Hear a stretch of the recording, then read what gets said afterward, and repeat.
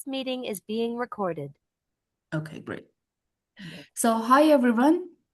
This is another 20-minute time domain talk series. And today we are very delighted to be hosting Dr. Andrea Bonfanti from Graz.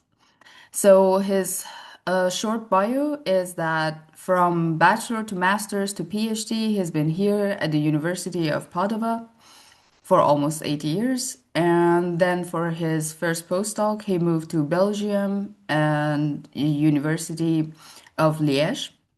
Then for his second postdoc, and up until today, he's been at the Austrian Academy of Sciences in Graz, Austria. And his main field of expertise is exoplanet detection, characterization, and which is like coming from characterizing stellar properties, etc. So today we're here to listen to his talk that we're very much looking forward to, which is about the mysteries of a unique three-planet system, which is always a very interesting topic, isn't it? Okay, so yeah, let's begin. Please go ahead. Welcome, Yeah. and the floor is yours. Thanks, Fateme. Thanks for your nice presentation. It's a pleasure to see you again virtually, and thanks for this opportunity. So, as anticipated, I will talk about TOI-396. There is a late F-type star with 3 transit planets around, and this turned out to be a very interesting exoplanet system. The main topic of the talk would be related to the exoplanet field, the detection techniques, and the data analysis. I will then spend a few words about the dynamical analysis that we performed on this exoplanet system.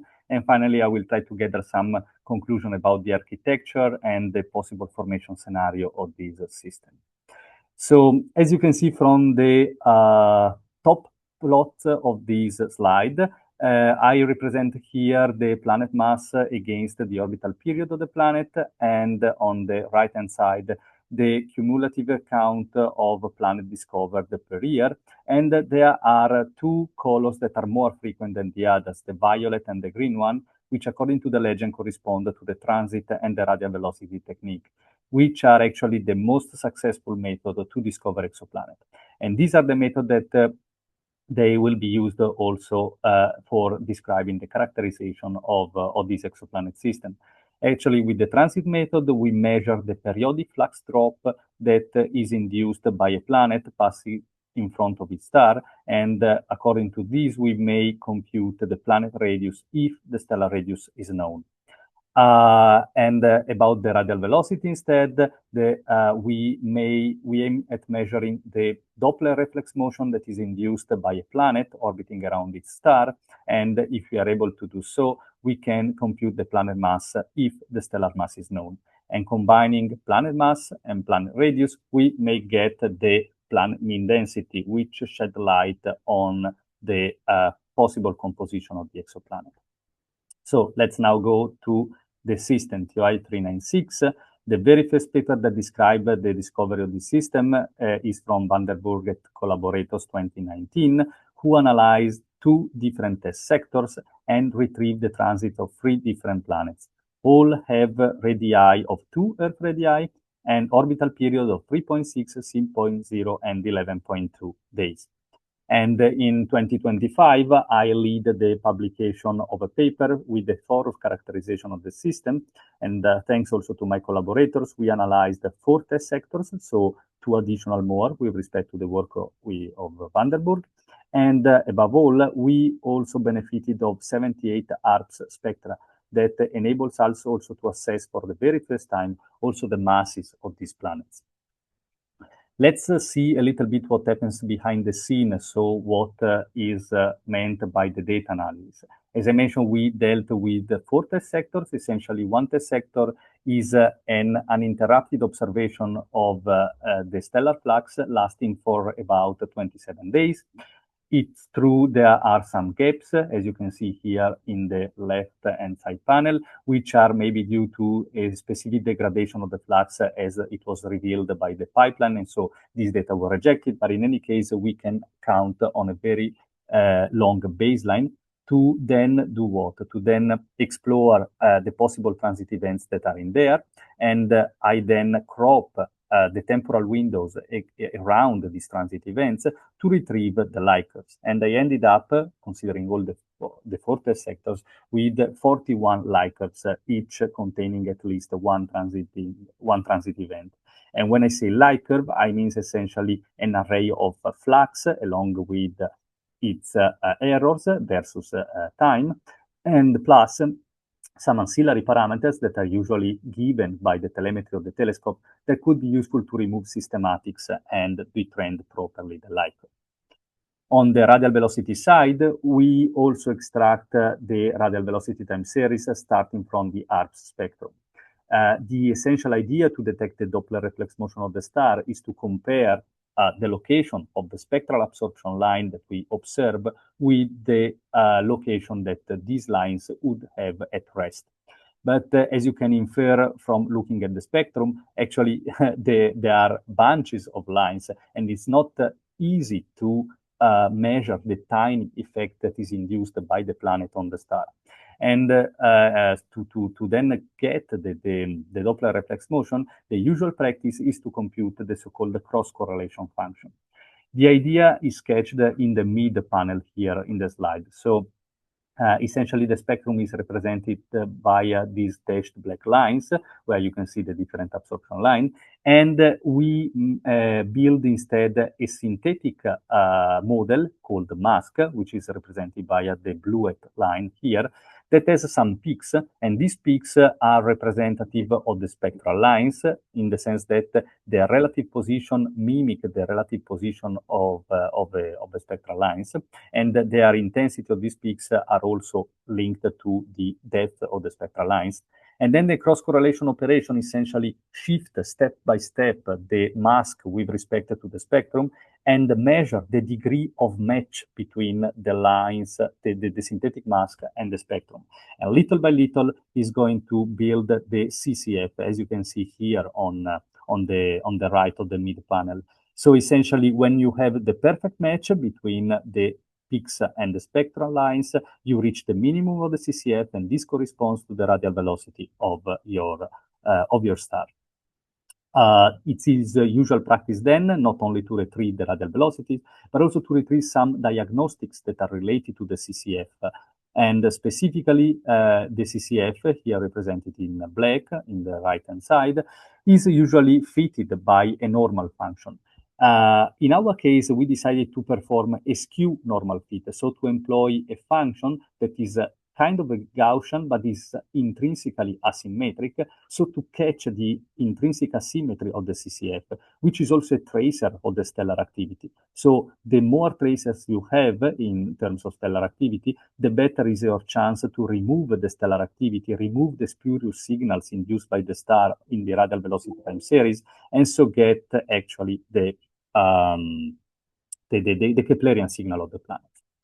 So as you can see, we are piling up all the ingredients that we need in order to characterize the system. But if you noticed before, I emphasized that both the transit and the radial velocity techniques are indirect methods. So you may get the planet parameters if the stellar parameters are known.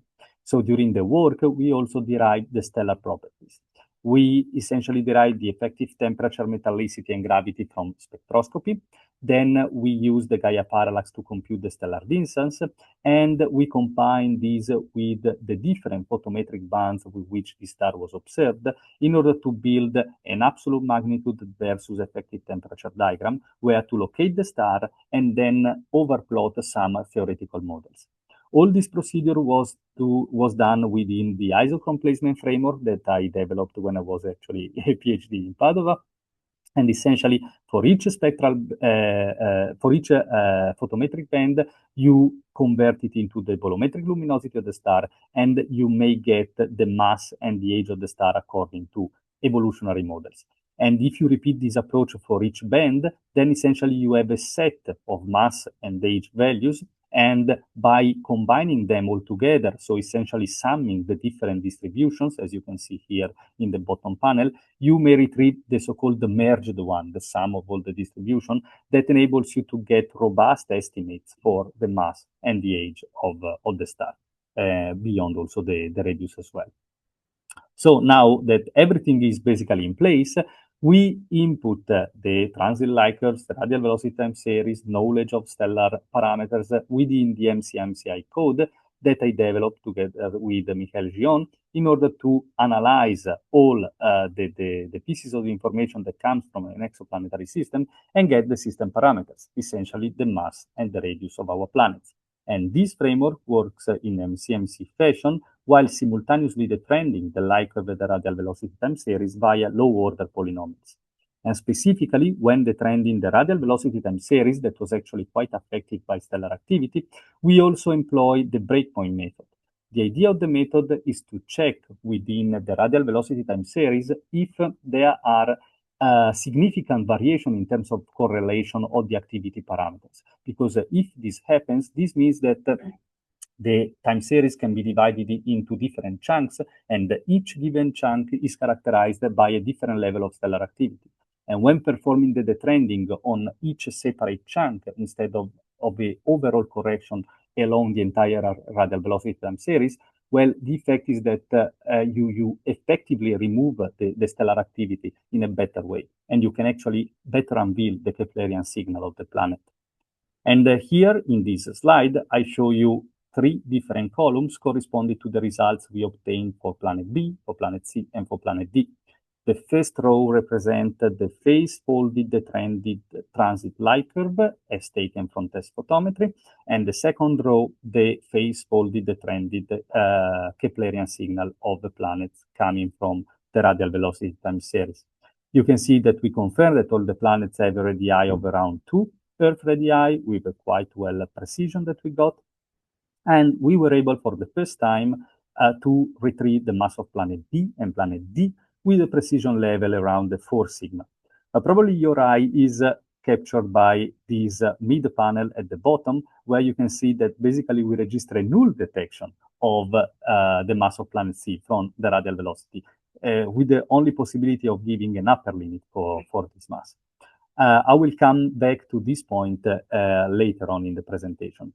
Now, let's just gather these pieces of information about the planet and radius and mass in order to put these planets in a mass radius diagram and in the context of other exoplanets belonging to multi-planet systems. So the star markers here represent planet C, planet B, and planet D. They are basically aligned along an horizontal line because they all share a radius of around 2 Earth radii. As you can see, planet C, the leftmost marker here, actually needs some refinement because it's unfeasible to stay here, and this is totally expected because we were not able to catch the mass of the planet by radial velocities, while instead the planet B and D are much more within the crowd of the other exoplanets that we specifically selected so that they were characterized with at least a 3 sigma significance level in their density. And in order to guide the eye, I also overplot some theoretical models that give some insight into the planet composition. So by comparing the planet location with the theoretical models, we may guess the planet composition. But it's also true that just looking at this diagram, the eye can be fooled because there are degeneracies inherent to this diagram. And in order actually to retrieve a more significant planet interior structure, we have to deal with a proper thorough analysis about that. We actually performed that in the paper, and we realized that if planet B and D, the only one for which the planet interior structure was meaningful, had formed outside the ice line, then they likely host an atmospheric envelope that is almost entirely made of steam water, and it's up to 30% of their mass. While instead, if we consider a formation scenario inside the ice line, well, it's likely that the atmospheric envelope they have is very, very, very thin and made essentially of hydrogen and helium, ethane. But now let's come a little bit back to the question, to the open question. So why planet C was not detected in the radial velocities? And this slide tends to give you an answer to this question in the sense that here on the left-hand side, you can see the periodograms that were computed for different RV-related activity indicators. And the yellow stripes that you can see here emphasize that in this region, that corresponds essentially to 6-8 days in range, there are always peaks of the activity indicators, which likely point to the stellar rotation period. And this hypothesis is further corroborated if we look at the photometry modulation that we can see in the test sectors. Again, by computing the periodograms of the test sectors, you can see that they all peak at a period between 6.8 and 7.9 days. So again, all these peaks may be representative of the stellar rotation period of the star, which is actually quite close to the orbital period of planet C. Not only these evidences, if we consider the Vcni that we retrieve from spectroscopy, so a lower limit for the rotational velocity of the star, and we combine it with the stellar radius, we get an upper limit for the stellar rotation period of around 8.5 days. And furthermore, if we consider the mean chromospheric activity index, log prime HK, and we apply some empirical correlation, we get a rotation period of the star of around 6.7 days. Actually, this kind of connection between the chromospheric activity and rotation period of the star is expected because the chromospheric activity is a measure of the stellar magnetic field, and the magnetic field is sustained by the dynamo mechanism, which is actually sustained by the rotation of the star. So our general conclusion, I would say quite strong, is that the rotation period of the star is very, very close to the orbital period of planet C. And it is very well known also in the literature that if this happens, the star is responsible of introducing spurious radial velocity signals within the radial velocity time series that destructively interferes with the Keplerian signal of the planet, and so are basically responsible of cancelling out. In the paper, we wanted also to give a quantitative assessment to the statement, and so we decided to take the radial velocity time series, delete the Keplerian signal of the planet, and instead inject synthetic Keplerian signals at an orbital period equal to the rotation period of the star for different radial velocity semi-amplitude, here indicated with K in. And as you can, we want then to trace what was the K out, so the radial velocity semi-amplitude that we retrieved after analyzing this time series with our MCMC framework. And as you can see, the K out we retrieved is systematically lower than the K in we injected, and the significance level starts becoming meaningful only if we inject K semi-amplitude that are above the semi-amplitude induced by planet D. So it means we have to inject a quite strong signal in order to get rid of the spurious signal of the star. So that's why planet C was not detected in the radial velocities. Does this mean that we are in an hopeless situation? Well, not really. Not really, because we are partly lucky in this context. If you compute the orbital period of planet C with respect to you compute the ratio between orbital period of planet C and planet B, you get a commensurable number. So in multi-planet system, we may always expect a gravitational interaction among planets. But if the orbital periods are close to commensurability, then these gravitational interactions are even more enhanced. And this gives rise to a phenomenon that can be measured that is called TTVs, so transit timing variations. The idea is that the two planets involved in this dance may transit later or after with respect to a strict linear ephemeris model. And this is what is suggested by the plot here on the left-hand side, where the black markers represent planet B and the red ones planet C. And actually, with respect to the zero line, that means no variations, you may see that the planets are transiting later or after, with a characteristic anti-correlation pattern, you can see, that is actually expected from this dynamical interaction. We decided then to model these TTVs via the traits code in order to get a full dynamical model and give some information about the mass of planet C that can be inferred from dynamical considerations.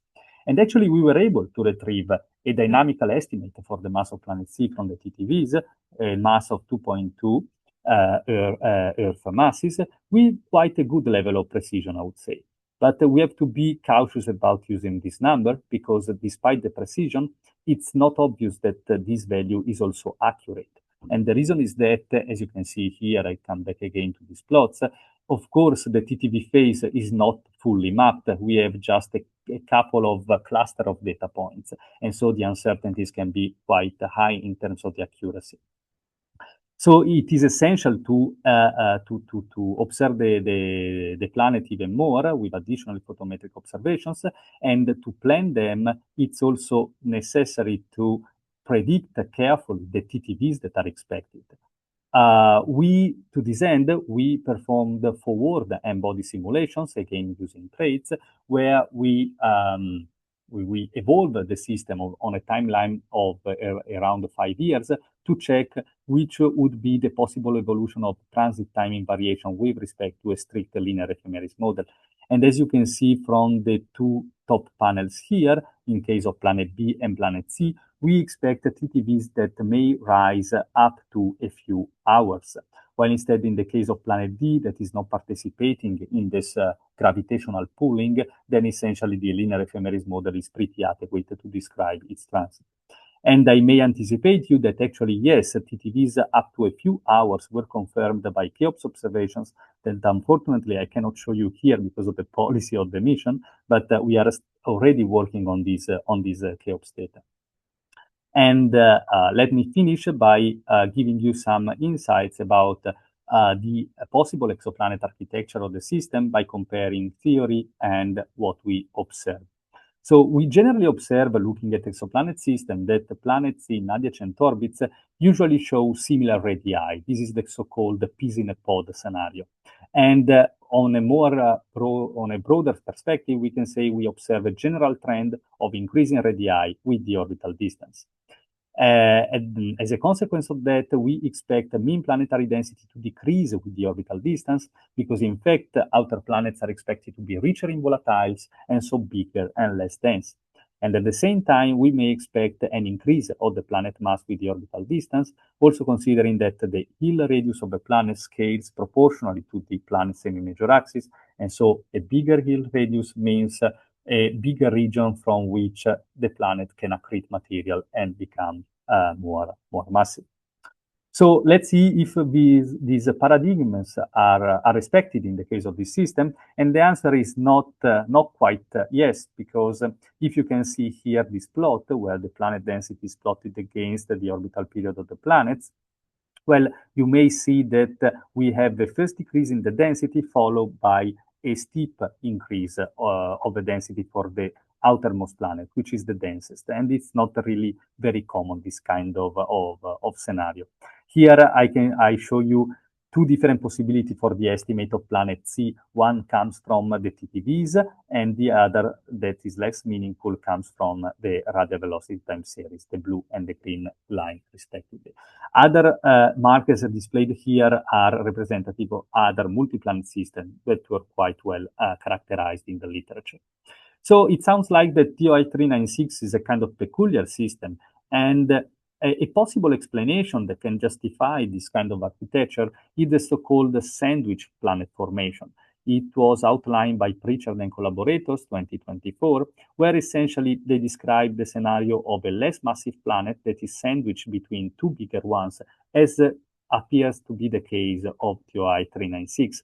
The reason for that could be that if the two bigger ones formed at an earlier stage, then they produce a maximum in the pressure profile of the disk, which correspond to a dust depletion. And so if a mid-intermediate planet would form afterwards, he could account on less material to accrete, and so it will turn out to be less massive than the previous ones.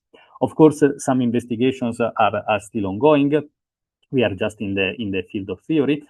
More is to come. I'm currently analyzing all the CHEOPS data. We also ask for further radial velocities to try to constrain better the masses. And yes, some updates will be given in the future, but I hope I capture your attention with this presentation, and I thank you for your attention. This was a great presentation. It was a comprehensive overview of all the methods we use in exoplanet detection, right? It's a combination of all the methods. This was great. Thanks. Okay, so any questions or comments from folks attending? If not, then I have a question myself. So, Yes. putting all of this together, because you're working with very different resolving powers for the radial velocity detection. Like, if I Mhm. remember, like the least that you need is like 100K in terms of the resolving power. But Uh, for facilities like WST that go for way more moderate stuff, then you think like facilities like this that are upcoming, because they have a huge time domain aspect to them, right? So they can also produce radial velocity time series for you with a resolving power of 40,000. Do you think they would be helpful in any way for research that is similar to yours? So that's a good question. So about the resolving power of the spectrograph, we may get, yes, some advantage if it is greater than the ARPS one. Actually, we submitted like an espresso proposal counting on the very exquisite precision that espresso may guarantee. So this is one point. I mean, the more precise the data you have in your hands, the better the possibility is to disentangle the planet signal from the stellar signal. Right. Another point to emphasize is that it's not only a matter of resolving power and precision, it's also a matter of hammering this star on a very long time scales, because the idea is that the Keplerian signal is something that is periodic and that keeps being constant throughout time, while instead the stellar activity is non-coherent. So it's Right. true that it's so-called piecewise stationary, but at some point you may observe a variation in the stellar signal. So if you are able to monitor the star on a very long time scale, the idea is that you can disentangle the coherent part that is given by the planet signal by the non-coherent part that is given by stellar activity. And this is our hope when we apply for further radial velocity, because it's true, it's really difficult to unveil a planet that has an orbital period close to the rotation period of the star. But Right. possibly, if we have a long time span, then we may have the possibility of distinguish these two signals. And how long are we talking about? Is it from months to years? And then I know. I would say we need a baseline of years in this sense. So okay. the radial velocity, but we can be in a good position now in the sense that these HARPS data were collected. If I remember correctly, it was 2022, yeah, 2021, 2022. And so if we collect some more RV data, if we are happy with if we are successful with the proposal, well, we are basically already spreading the data along, like to say, 4 or 5 years. And this is not bad because, I mean, if you think about the sun, for instance, its typical cycle lasts 11 years. So if you are able to sample the radial velocities at chunks of 5 years apart, then you may expect a sensible variation in the stellar activity. Also considering that this star is a late F, so probably the evolution of its activity is faster than the one of the sun. So it's possible that we may get the star in another activity phase, and so maybe new data may help us in revealing the signal of planet C. Okay. No, sounds wonderful. Okay, Mm-hmm. great. Okay, so if that's it, if we have no more questions or comments, anything else that you want to add? No, I think, yeah, I'm okay with that. Yeah. Okay, great. So yeah, this is the last session before we go for holiday. So everyone in advance, Happy New Year. Enjoy your holidays and take care. Thanks. See you around. Ciao. Thank you. Ciao. Thank you. Thanks for Bye.